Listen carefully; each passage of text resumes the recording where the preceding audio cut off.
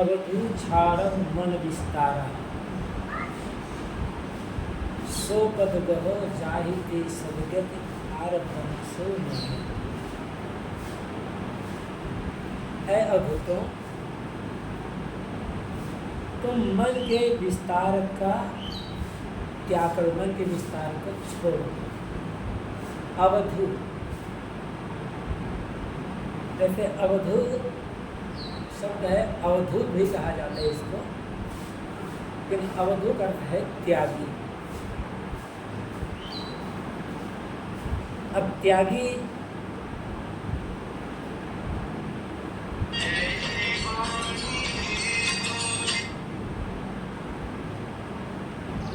त्यागी है कौन?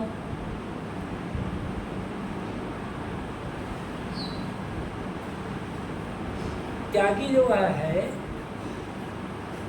जो मन का प्रपंच है उसको त्याग दिया, वो असली त्यागी। एक बाहर का त्याग होता है और एक भीतर का त्याग। बाहर का त्याग दिखाई पड़ता है, भीतर का त्याग दिखाई नहीं पड़ता। तो बाहर का जो त्याग दिखाई पड़ता है वो एक सीमा में त्याग होता है, उसकी आवश्यकता है। लेकिन भीतर का जो त्याग है वो सीमा रहित त्याग होता है, और वही असली त्याग है।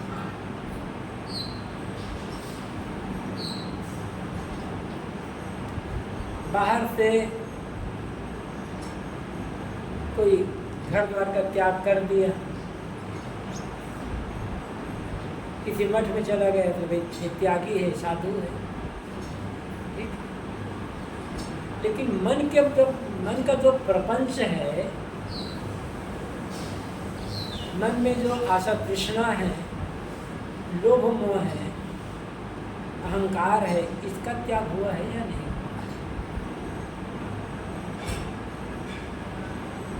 मन के लोभ मोह आशा तृष्णा अहंकार प्रपंच प्रवृत्ति, इसका त्याग कर दिया जाए तो भाई घर का त्याग हो या ना हो कोई बड़ा फर्क नहीं पड़ेगा, फिर अपने आप घर का त्याग हो जाए। और घर का त्याग कर दिए तो लोभ मोह का त्याग हो जाए, ऐसा नहीं है। घर का त्याग करने के लिए कोई ज़्यादा मेहनत की आवश्यकता नहीं होती, मेहनत पड़ती है मन का जो त्याग है, अहंकार, ईर्ष्या, द्वेष, लोभ मोह आशा तृष्णा, सारी साधना इसके लिए होती है। साहब कहते हैं कि तुम अवधू हो, अपने को त्यागी मानते हो, तो जरा देखो कि तुम्हारा जो मन का विस्तार, मन दौड़ रहा है, ये मिले वो मिले, यहाँ जाऊँ वहाँ जाऊँ, और ऐसी पूजा हो, ऐसी प्रतिष्ठा हो, ऐसा मान सम्मान है, इसका त्याग हुआ या नहीं हुआ? इसका त्याग कर दो तब माना जाएगा कि अवधू, असली त्यागी। जैसे मान लो कोई साधु है, त्यागी है। अब बाहर में त्यागी को, बाहर का त्याग सब कुछ त्याग, बाहर से सब कुछ का त्याग नहीं हो सकता। हम कपड़ा पहने हैं, कपड़ा त्याग कैसे करें? शरीर की रक्षा है इसमें, शरीर की लज्जा का निवारण है इसमें। कपड़ा भी छोड़ दिए तो छाया में रुकते हैं, पंखा भी चल रहा है, तो मकान का त्याग। लेकिन मान लो मकान का भी त्याग कर दिए, सब कुछ का त्याग कर दिए, भोजन तो करना पड़ेगा ना, खाना तो पड़ेगा जिंदा रहने के लिए। न मिठाई खाएं, न दूध दही घी खाएं, सूखी रोटी तो खाना पड़ेगा, सूखा भात खाना पड़ेगा। हमें सब्जी भी नहीं चाहिए, हमें दाल भी नहीं चाहिए, लेकिन सूखी रोटी सूखा भात तो खाना पड़ेगा, तब तो जीवित रहेंगे। सब कुछ को तो छोड़ दिए और हम सूखा भात या सूखी रोटी खा रहे हैं, उसी का अहंकार आ गया कि अरे मैं भुजी दही छोड़ दिया, सूखा भात खाने वाला हूँ, तब तो गए आप काम से। दूध दही तो खाना छोड़ दिए, लेकिन दूध दही की आसक्ति मन में बनी हुई है। हमने दूध दही खाना छोड़ दिया, मिठाई खाना छोड़ दिया, लेकिन जो लोग दूसरे लोग दूध दही घी और मिठाई खा रहे हैं, उनके लिए हम तो देखो, वो भी लोगों को साधु बन गए हैं, दूध दही घी खा रहे हैं, तो हमारा त्याग दिखावा है, क्योंकि वहाँ अहंकार आ गया है। उनको माना जा रहा है ये लोग छोटे साधु हैं, दूध दही खी खा रहे हैं, अब हम बड़े साधु हैं। तो ये जो पकड़ है ना, ये पकड़ का त्याग जब हो जाए तब कहा कहते हैं तब तुम अवधूत होगे। इसलिए साहब यहाँ जो बात कहते हैं, मन अवधूत छाड़ो मन विस्तार। साहब ये नहीं कह रहे हैं कि अवधूत घर छोड़ो, कहते हैं मन का विस्तार छोड़ो। कबीर साहब जब कोई शब्द का प्रयोग करते हैं तो बहुत गहराई से प्रयोग करते हैं, उस गहराई को समझने की आवश्यकता होती है। पैसे का प्रयोग करो, लेकिन पैसे की आसक्ति का त्याग, तब त्याग। कपड़ा पहनना है, लेकिन ऐसा ही कपड़ा मिलना चाहिए मुझे, ये भावना का त्याग, फिर कपड़ा बंधन नहीं होगा। नहीं, और कपड़ा तो पहन है, साधु का कपड़ा सफ़ेद है, लेकिन नहीं, सफ़ेद कपड़ा में ऐसा ही कपड़ा मुझे चाहिए, तब वो आसक्ति बनी हुई उस कपड़े के प्रति, फिर त्याग पूरा है। कल रोजगार से मिलने के लिए, और लोकेशन तो यहाँ से भेज दिया गया था उनका, लेकिन गाड़ी यहाँ पर खुदाई हो रही, रुक गए तो इधर के हनुमान मंदिर तक आए। अब यहाँ कैसे आए? एक दुकानदार ने एक ऑटो वालों को किया, ऑटो वालों ने बढ़िया परिचय दिया। अरे वो थान वाला कपड़ा पहनते हैं ना, बिना सफ़ेद वाला, ये कपड़ा थान वाला तो है, ये कहना मतलब कफन जैसा कपड़ा है, ये कफन, ये कपड़ा है, ये क्या है? कफन है मुर्दा का। तो मन के विस्तार का त्याग कर दिए ना, तब ये कपड़ा पहनना काम आता है। साहब कहते हैं अवधूत छाड़ो मन विस्तारा। ऐ अवधूत, तुम अपने को त्यागी मानते हो, तो असली त्याग वह है जिसमें मन का सारा प्रपंच छोड़ दिया गया। सोपद गहो जाहिदे सदगति पार ब्रह्म सोन्या, और उस पद को ग्रहण करो जिससे तुम्हें सदगति मिले, तुम्हारा मोक्ष हो। तो कौन सा पद है? यहाँ कोई बाहरी पद की बात नहीं है कि मंत्री पद मिल गया, ये पद मिल गया, वो पद मिल गया, उसकी बात नहीं है। महंती का पद मिल गया, गुरु का पद मिल गया, उसकी बात नहीं है। ये तो व्यवहार की बात है। सो पद, जिस पद से सदगति हो, तो मंत्री बनने से या गुरु बनने से, महान बनने से सदगति थोड़े होगी। वह पद है अपना आत्म पद, स्वरूप पद, अपना आपा। मन का विस्तार जब छूट जाता है, तब मन आत्म पद निश्चित होता है। अब जो आत्म पद निश्चित हो गया, जित जी कल्याण है उसका, जित जी मोक्ष हो गया उसका। क्या कहते हैं? उसी को ग्रहण करो, क्योंकि आत्म पद कभी छूटने वाला नहीं है। बाहर का सारा पद छूट जाता है, कोई पद स्थिर रहने वाला नहीं है। लेकिन आत्मपद अपना स्वरूप कोई छूटने वाला नहीं है। जो नहीं छूटने वाला है, हम लोगों ने उसको छोड़ दिया, उसका ख्याल ही नहीं। अब पकड़ा उसको है या पकड़ने की कोशिश कर रहे हैं, जो अंत में छूटना ही छूटना है। चाहे दुनिया को चाहे जितना पकड़ लो, दुनिया तो छूटेगी, और अपने को चाहे जितना छोड़ दो वो छूटेगा नहीं, लेकिन उसका ख्याल ही नहीं है। तो ग्रहण करना मतलब क्या है? उसका स्मरण करने, सब छोड़ करके मन को आत्मभाव में लीन करना, वही ग्रहण करना है। पार ब्रह्म शून्य आप कहते हैं वो जो जिस पद की बात मैं कह रहा हूँ, जो आत्मपद की बात मैं कह रहा हूँ, वह आत्मपद तुम्हारा माना गया जो पार ब्रह्म है, जो तुम मानते पूरी दुनिया भर में व्यापक है, उससे वो अलग है। उस व्यापक की कल्पना करने वाला भी तुम ही हो। तुम ना होते तो ब्रह्म पूरे संसार में व्यापक है, जड़ चेतन सब कुछ वही है, ये कौन कहता? तो तुम्हारा आत्मपद, तुम्हारा माना गया जो ये पार ब्रह्म है, उससे पृथक है, क्योंकि वो तुम ही। अब आगे वहाँ साहब कहते हैं अपना जो स्वरूप पद है, अपने जो स्वरूप स्थिति की जो दशा है, वहाँ पर न महादेव है, न मोहम्मद है, न हरि है, न हजरत है, न ब्रह्मा है, न आदम है, न वहाँ धूप है, न छाया अर्थात ठंडी है।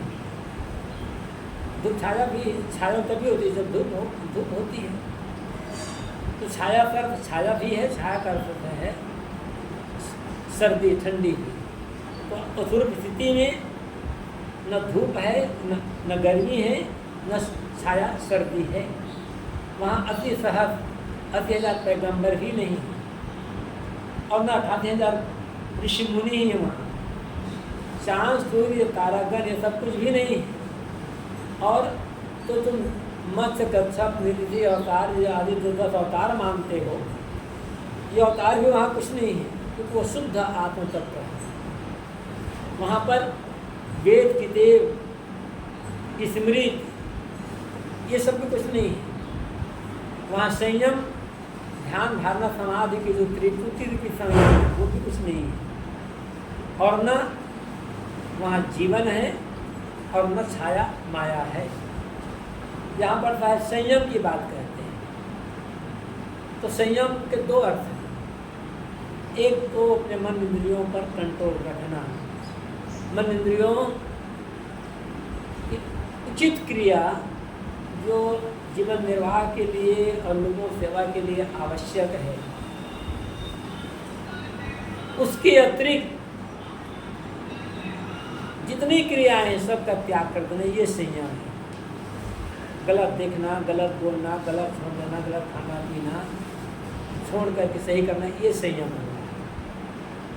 लेकिन एक संयम वो होता है जो योग दर्शन में माना गया है, ध्यान धारणा समाधि की त्रिपुटी, जिसके बाद कहते हैं वो सिद्धि मिल जाती है। सब कुछ संयम की बात यहाँ पर है कि वहाँ पर न वेद है, न किताब कुरान से इंजिल बाइबिल आदि है, न कोई स्मृतियाँ हैं, और न ध्यान धारणा ध्यान समाधि की त्रिपुटी के कोई संयम है वहाँ पर। न वहाँ जीवन है, न परछाई है, न कोई वहाँ माया है। वहाँ पर न बांग नमाज की आवश्यकता है, न वहाँ कलमा है, न वहाँ राम है, और न वहाँ खुदा है। आदि अंत मन मध्यम होते आतस पवन न पानी। वहाँ पर न आदि है, न अंत है, न मध्य है, और न मन का वहाँ कोई संकल्प विकल्प है। वो शुद्ध आत्मस्थिति की बात है। वहाँ आतश न आग है, न पवन है, न पानी है, न वहाँ 84 लाख जीव जंतु हैं, न साखी शब्द कोई वाणी है। मतलब जितना हरिहर से लेकर महादेव से लेकर जो कुछ कहा गया है, तो आप कहते हैं ये दुनियावी व्यवहार है। न वहाँ उस शुद्ध आत्म तत्व में न तो महादेव है, न मोहम्मद है, न हरि हजरत है। वो तो अपना स्वरूप है। हरि हजरत कोई हुए भी हैं, कभी तो कभी हुए होंगे, अब उनसे हमारी मुलाकात नहीं हो सकती। ऐसे ही ब्रह्मा आदम ये सब राम खुदा, लेकिन तुमसे अलग नहीं है। राम यदि है तो तुम्हारी कल्पना है, उसे तुम्हारी स्थिति उसमें नहीं है, वो है, उसको पकड़ना नहीं है। अंत में साहब कहते हैं, कहीं कभी सुनो हो अवधु, आगे करो विचारा ए अवधु। यदि तुम वो जो आत्मपद है, स्वरूप स्थिति की दशा है, उससे तुम कुछ और अलग विचार करते हो, तो तुम्हारे मन की कल्पना होगी। अब जिसको तुम कहते हो कि पूर्ण ब्रह्म कि वो कोई ब्रह्म संसार भर में परिपूर्ण है, तो बताओ तुम्हारा वो पूर्ण ब्रह्म कहाँ से प्रकट हुआ? और ये कृत्रिम के रूप राजा, वो तो कृत्रिम है, तुम्हारी कल्पना, उसे बनाने वाला कौन है? पूरी कल्पना वाला तुम ही हो। इसलिए अद्भुतों, तुम ये तो ये मानते हो कि हमारा राम, हमारा जो खुदा है वो हमसे अलग है, या ये कोई ऐसा ईश्वर है जो कण कण में व्यापक है, ऐसा जो परमा ब्रह्म है जो सर्वत्र व्याप्त है, ये तुम्हारे मन का विस्तार है। ये सारा विस्तार जब छोड़ोगे तब उस आत्मपद को समझ पाओगे, जिसे पाने के लिए तुम त्याग मार्ग में आए हो, साधना मार्ग में। इसलिए पहला काम है मन का प्रपंच का त्याग, और मन के प्रपंच का जो त्याग करता है वही असली अवधूत होता है। इसका सरल और कोई पर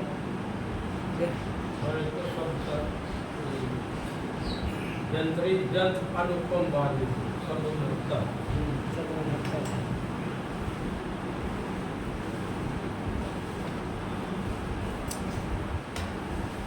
जंत्री जंत्र अनुपम बाजे, वाके अष्ट गगन मुख गाजे।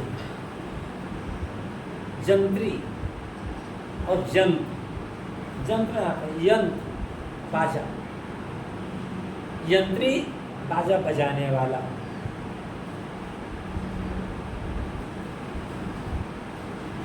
यहाँ किसी बाहरी बाजा की बात नहीं है। बाहरी नहीं कोई बाजा होता है तो बाजा अपने आप नहीं बजता है, बाजा बजाने वाला तभी बाजा बजता है, तभी उसमें से अनेक प्रकार के सुंदर राग निकलता, सुंदर स्वर निकलते हैं। यहाँ पर ये जो जंत्री है ये जीव है, यंत्र ये शरीर है, और शरीर रूपी यंत्र अनुपम उत्तम ढंग से बज रहा है। कितनी क्रिया जी के रहते, जब तक ये शरीर में जीव है तब तक कितनी कितनी क्रियाएं हो रही हैं, कैसे कैसे एक से एक बड़े बड़े काम हो रहे हैं, और कला कौशल को उपदेश, ज्ञान को उपदेश, सब इसी से तो हो रहा है। लेकिन साहब हम दो बातें कहते हैं, एक तो शरीर विशेषता बताते हैं, लेकिन योगी लोग जो मानते हैं उसका भी वर्णन करते हैं। एक ही पद में साहब कई बार अन्य कई बातें कह देते हैं। साहब कहते हैं कि अयंत्र बजाने वाला चेतन जीव, क्योंकि साहब ने उधर और कहा है ना, साकिब लगा में यंत्र बजावत हाँ तुम ना सुना, टूट गया सबका यंत्र बजावत क्या कर जब गया बजावन हार, साकिब प्रकार में आया है। यंत्र बजावत हाँ सुना, साहब कहते हैं मैं यंत्र को बजाते हुए सुना, लेकिन क्या करे, सारे तार टूट गए, क्योंकि क्या गया बजावन हार, बजाने वाला जो यंत्री हो तो चला गया। तो अब ये हाथ पैर आँख नाक कान ये सब, ये जो क्या करेगा ये सब तो बेकार हो गए। तो शरीर रूपी यंत्र की कीमत तब तक है जब तक इसमें यंत्री जीव का निवास हो रहा है, और जिस दिन ये निकला यहाँ से ये बेकार, तो इसकी कोई कीमत नहीं होती है। मुफ्त में लेना चाहे वैसे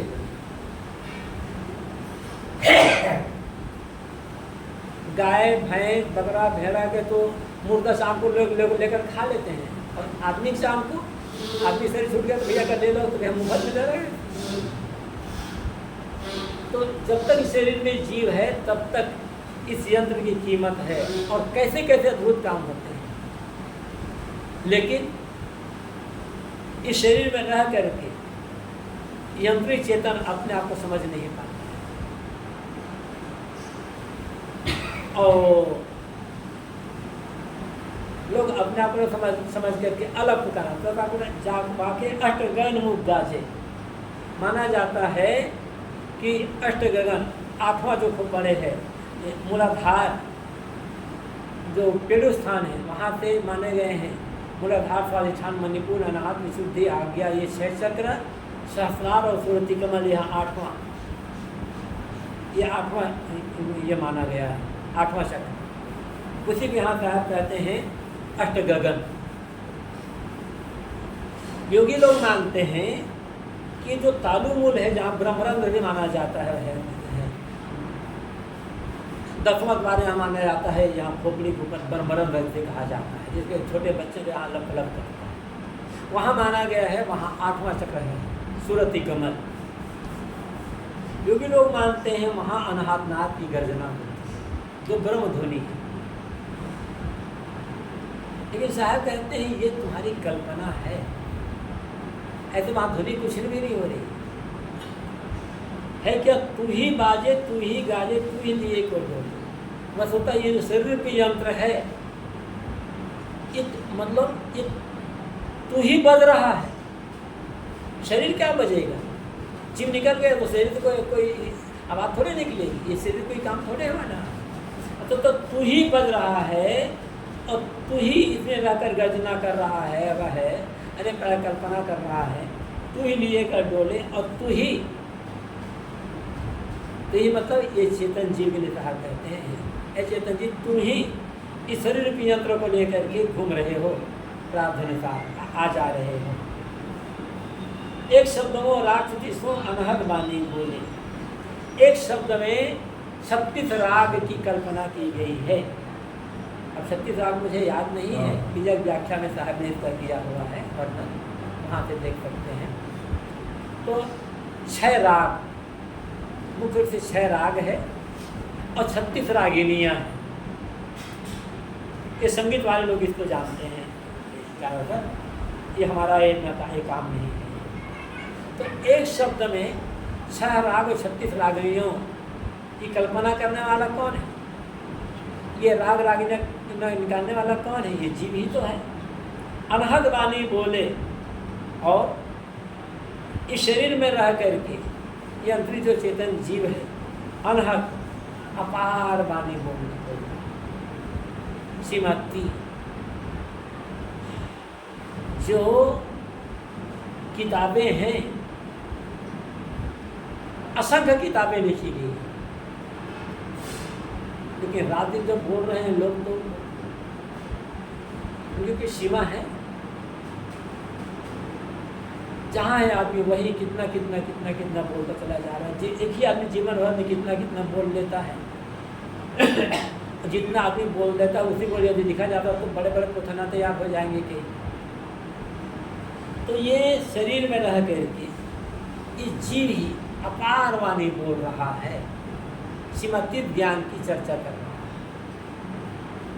मुख के नाम श्रवण के तुम्बा सदगुरु साथ बनाया, जिनका तार नासिका चरी माया संबंध लगाया। अब यहाँ पर बता रहा है कि ये जो यंत्र है, ये जो शरीर को यहाँ पर इन दोनों पंक्तियों में सदगुरु कबीर वीणा यंत्र की उपमा देते हैं, वीणा यंत्र को उदाहरण देते हैं। वीणा में एक नाल होता है, यही है, श्रवण होता है, उसमें तुम्बा और उसमें तार लगे होते हैं, डंडी है, तुम्बा है, खूंटियाँ हैं और तार है। लेकिन इन सब को जोड़ने वाला क्या है? मोम से इस सबको जोड़ा जाता है। तो यहाँ मोम क्या है? माया। साहब कहते हैं ये जो शरीर की वीणा है, इसमें समझ लो मुख ही डंडी है, दोनों कान तुम्बा है और जिह्वा के तार है, नासिका की खूंटियाँ हैं जो सांस सांस आ रहे जा रहे हैं। इसमें क्या लगा है? माया का मोह।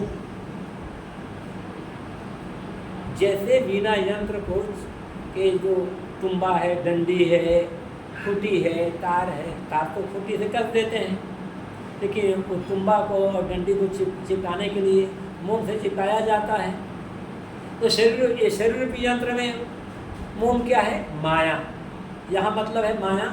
इस चाम, ये चाम भी देखकर तो आकर्षित हो गई, ये चाम गोरा चाम है, उस चाम है। इस चाम को देख कर तो आदमी लुभाता है। इसलिए साहब को चाम ने माया कहा है। माया क्या है? जो हमें लुभाते, हमें भटकाते। किसी गोरी चमड़ी देखे लुप्त हो गए, आकर्षित हो गए, अब पागल बन गए उसके पीछे। अरे चमड़ी चाहे काली हो चाहे गोरी हो, ये तो एक शरीर के मांस आदि को ढकने का साधन है बस। लेकिन उसी चाम को देख करके ये चाम कितना माया बन जाता है आदमी के लिए। पागल है आदमी इसके पीछे। इसलिए साहब ने चाम को माया कहा। यदि चाम निकाल दें तो शरीर के सारे अंग इधर उधर बिखर जाएगा। चाम लिपटा पूरे शरीर में ना, इसीलिए शरीर व्यवस्थित है। क्योंकि मोम जब लगा देते बीना में तो बीना व्यवस्थित रहते हैं। ऐसे ये शरीर में चाम लिपटा हुआ तो शरीर व्यवस्थित है। और ये चाम निकल जाए तब इसे देखने का भी मन नहीं कहेगा। गोरा से गोरा आदमी, गोरे सुंदर से सुंदर युवती हो, जिसको देख करके आदमी एकदम पागल हो रहा है, उसी उधर सुंदर युवती के चाम को निकाल भर दो, देखने का मन कहेगा? घृणा। तो साहब कहते हैं जो शरीर में वीणा है, मुख डंडी है, दोनों कान तुम्बा है, जिह्वा के तार है, नासिका की खूंटी है, और उसमें चाम का मोम लगा है जो सबको व्यवस्थित किया हुआ है। अब सद्गुरु साध बनाया। इस बिना साध बनाने वाला कौन है? सद्गुरु बनाया। लेकिन गुरु, इस शरीर को तो गुरु बनाते नहीं हैं। ये तो हर जीव के अपने प्रारब्ध कर्म अनुसार शरीर बना हुआ है। तो यहाँ साहब क्यों कहते हैं सद्गुरु साध बनाया? अर्थ है कि सद्गुरु बताते हैं कि इस शरीर का सुंदर उपयोग कैसे किया जा सकता है। सद्गुरु बताते हैं कि शरीर का सुंदर उपयोग करके कल्याण का काम कैसे किया जा सकता है। सद्गुरु बताते हैं कि जीवन जीने की सुंदर कला क्या, यही यहाँ बनाने के मतलब। हम मान लेते हैं ये शरीर जो मिला हुआ है दुनिया के भोगने के लिए मिला है। ये सद्गुरु बताते हैं ये शरीर दुनिया के भोगने के लिए नहीं मिला हुआ है, किंतु आत्मकल्याण और सेवा करने के लिए मिला है। और ये आत्मकल्याण और सेवा कैसे, सेवा दोनों काम कैसे होगा, इसकी युक्ति भी सद्गुरु बताते हैं। सद्गुरु न मिले होते तो जीवन जीने की कला कहाँ है?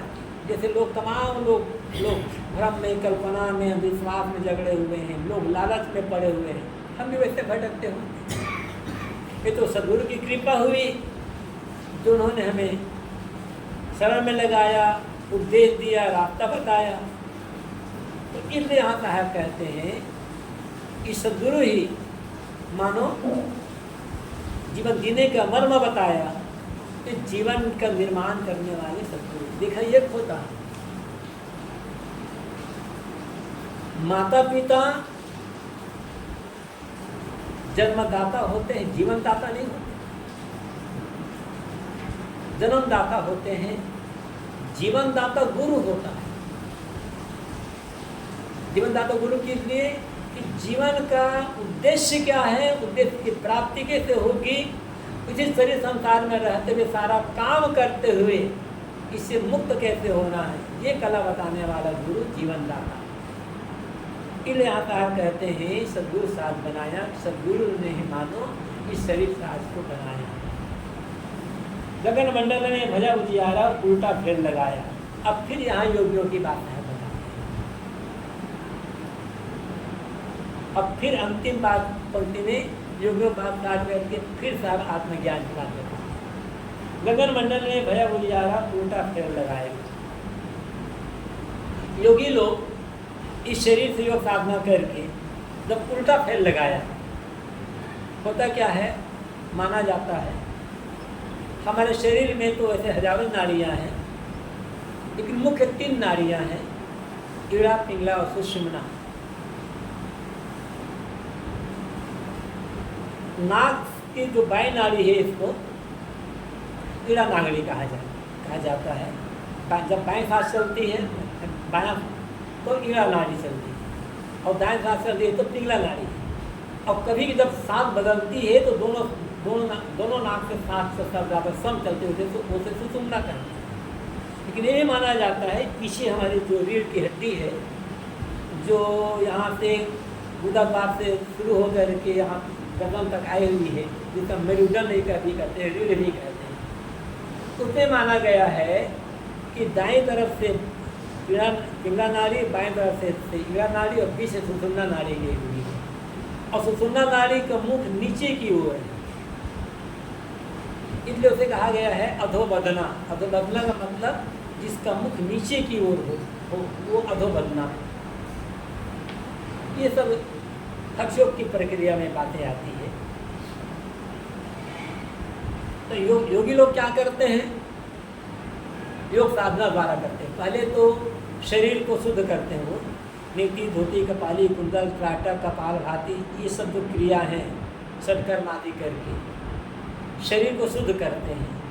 फिर शरीर को शुद्ध करके जो मूलाधार चक्र है, जो पेड़ू स्थान, गुदाद्वार और पेशाब इंद्रिय के बीच की जो जगह है उसे पेड़ू कहा जाता है, वहाँ पर मूलाधार चक्र माना गया है। उस चक्रों को जागृत करते हैं और फिर जागृत करके सुषुम्ना नाड़ी की जिसका मुख नीचे की ओर है उसके ऊपर की ओर लेते हैं। फिर मूलाधार, स्वादिष्ठान, मणिपुर, अनाहत, विशुद्धि आगे सब चक्र लाते हुए उसको ला करके खोपड़ी में सूरज कमल करते हैं। ये है उल्टा फेर लगाना, नीचे की ओर जा रहे थे उसको ऊपर की ओर लगाना। तो ऐसा करके जब सुषुम्ना नाड़ी को जागृत कर लिया गया और सुषुम्ना नाड़ी जो नीचे की ओर मुँह वाली थी ऊपर मुँह वाली होकर के बैठते बैठते आ गई, तब क्या किया हुआ? जब गगन मंडल में पहुँच गया ब्रह्मांड में, तो वहाँ भया उजियारा, ब्रह्मज्योति का प्रकाश हो गया। और योगी उसी ज्योति को मान लेता है कि हमने परमात्मा का दर्शन कर लिया, अब हमारा कल्याण हो गया। योग, हठ योग में वो जो ज्योति है वो सबसे महत्वपूर्ण है। तो साहब इसमें ये बताते हैं कि योगियों ने जब योग साधना करके मूलाधार से बैठ कर उल्टा फेर लगा लिया और ब्रह्मांड में जो जिसे गगन मंडल कहा गया है वहाँ पहुँच गया, तब वहाँ ब्रह्म ज्योति का प्रकाश हो गया। साहब कहते हैं वो ब्रह्म ज्योति भी तो खत्म हो जाएगी। फली हुए डंड खपड़ गए फूटी साहब इसी कहेगा ना, फली हुए डंड खपड़ गई फूटी। जब शरीर छूट गया, तुम्हारी खोपड़ी फूट गई, तब तुम्हारी ब्रह्म ज्योति कहाँ जाएगी? फिर इस बात इसमें सिद्ध नहीं होता है। अब अंतिम में साहब अपनी बात कहते हैं, कहीं कबीर जन भय विवेकी जिन जंत्री सो मन मार पाया। साहब कहते हैं वह आदमी विवेकी है जिन्होंने इस यंत्र को छोड़ करके जंत्री में मन लगाया। यंत्र बताने वाला जो जंत्री है चेतन, उसमें अपने मन को मोड़कर जो ज्योति दर्शन और नाथ श्रवण करना, इस सब चक्कर में न पड़ करके इस यंत्री जो चेतन जीव है उसमें मन स्थित को लगा लिया। बाहर से मोड़ करके मन को फ्रुटलीन करने का जो काम किया, साहब कहते हैं वही विवेकी आदमी है और वही ये जीवन जीने का, इस शरीर की बाजा को बजाने का सुंदर तरीका जानता है। जो साहब कहते हैं न बाजा में उलझो, न शरीर में आसक्त हो जाओ और न तो नाथ या ज्योति दर्शन करने में आप में भूलो, किंतु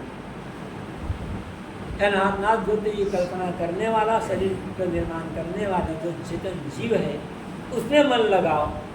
तो यही शरीर को बजाने का सुंदर तरीका है और यही जीवन पाने का सुंदर है।